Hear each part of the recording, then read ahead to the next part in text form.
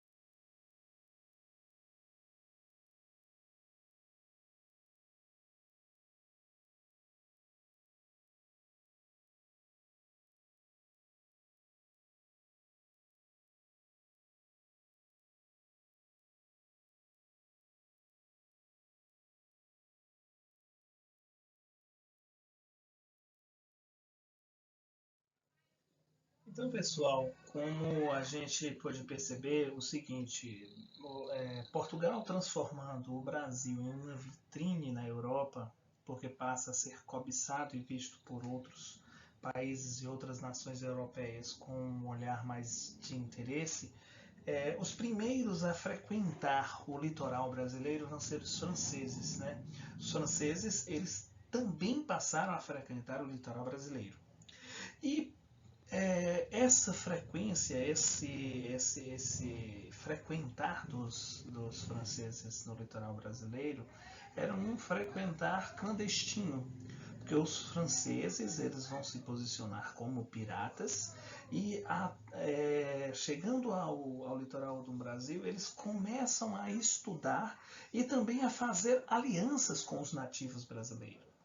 Principalmente aqui no Brasil, eles vão encontrar uma tribo nativa brasileira que vai despertar o interesse deles e eles vão conseguir formar acordos, alianças, que são os tupinambás. Os povos tupinambás vão ajudar muito os franceses, principalmente no sentido de explorar o pau-brasil de maneira clandestina, levar para a Europa, ajudar os franceses a levar para a Europa o Brasil e com isso explorar a atividade, a grande atividade comercial que na época o Portugal tinha, que era a exploração do pau-brasil, né? E com isso os franceses eles vão passar a se tornar uma ameaça para a coroa portuguesa. porque eles estavam ocupando espaços, eles estavam conseguindo esses acordos com os tupinambás e com isso ocupar o espaço comercial das terras brasileiras, que era exclusivo e de prioridade de Portugal. Então a monarquia portuguesa ela vai reagir. E a reação da monarquia portuguesa era justamente o quê? Formar expedições que tinha por objetivo policiar, né, as chamadas expedições policiadoras, expedições guarda-costa do litoral brasileiro. Né? Portugal, a monarquia portuguesa, ela vai reagir enviando 2 expedições comandadas por Cristóvão Jacques.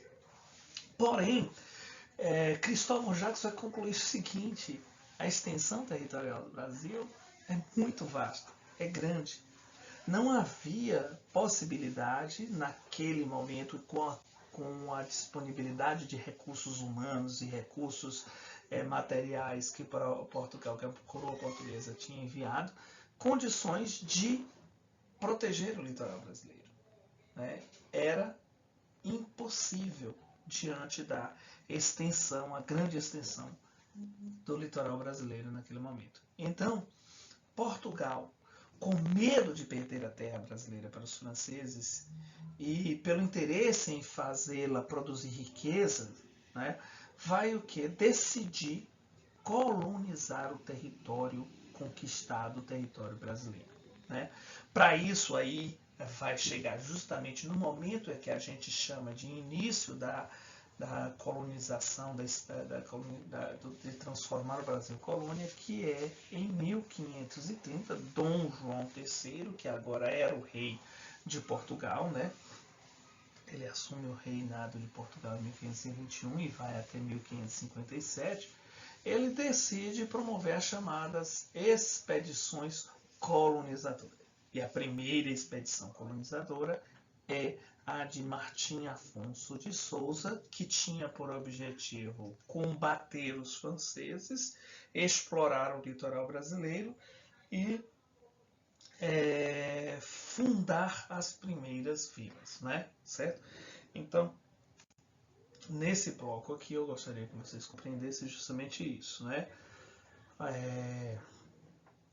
Entre 1500 e 1530, Portugal ele não tinha um interesse por colonização do Brasil, não tinha interesse em investir recursos e políticas no sentido de povoar e habitar o Brasil como se fosse um estado português, mas o interesse de outras nações, como a francesa, e a visita dessas nações, a presença dessas nações vai incomodar Portugal, que vai possibilitar, que vai estimular, fazer com que Portugal inicie uma colonização do Brasil, que isso vai ocorrer em 1530, certo?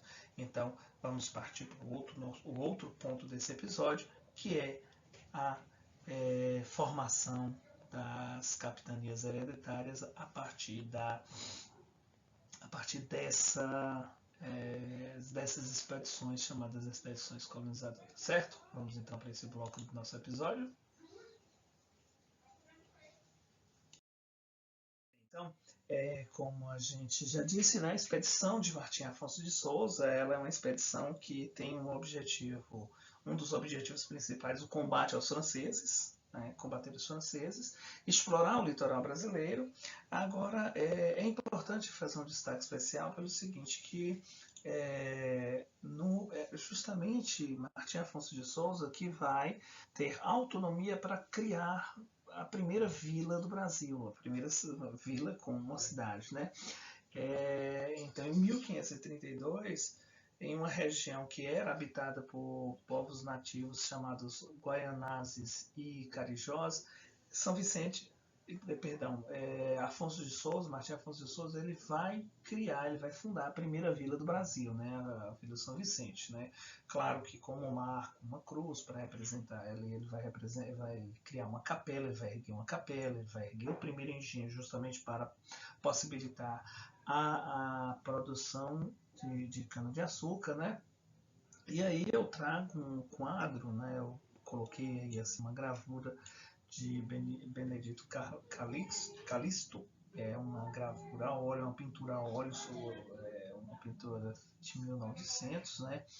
É claro que essa gravura ela não representa muito a fundação de São Vicente, apesar do título dessa obra ser a fundação de São Vicente. Ela é mais uma homenagem à chegada dos portugueses no Brasil, né? Mostra um Brasil independente de Portugal, reconciliando, tal, essa coisa toda, né? A leitura.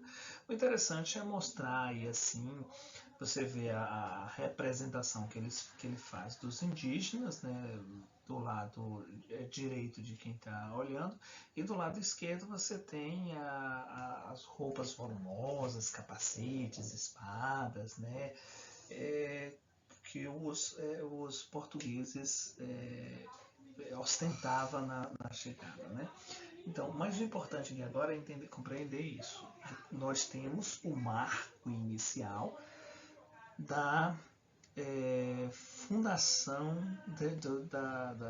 do início da colonização brasileira. Você tem propriamente aí agora uma estrutura, cria-se uma vila justamente para receber pessoas, com capela, com Câmara Municipal, vereadores, ou seja, vai criar uma estrutura para que inicie no Brasil um povoamento propriamente dito, uma colonização propriamente dita, né, com a fundação da Vila de São Vicente, certo? Então aí a gente conclui essa parte introdutória do período colonial até chegarmos nas capitanias hereditárias. Como estou vendo que estamos chegando a 12 minutos de vídeo, eu não gosto de estender muito o vídeo, eu vou cortar esse vídeo aqui agora para ir para um episódio 3, onde iremos tratar propriamente das capitanias hereditárias. Então vamos dividir as capitanias hereditárias em dois vídeos, né? Um vídeo prévio e um vídeo, aliás, as pré-capitanias e as capitanias a partir de agora com a fundação de São Vicente, certo? Então, aguardem até o próximo vídeo, até o próximo episódio.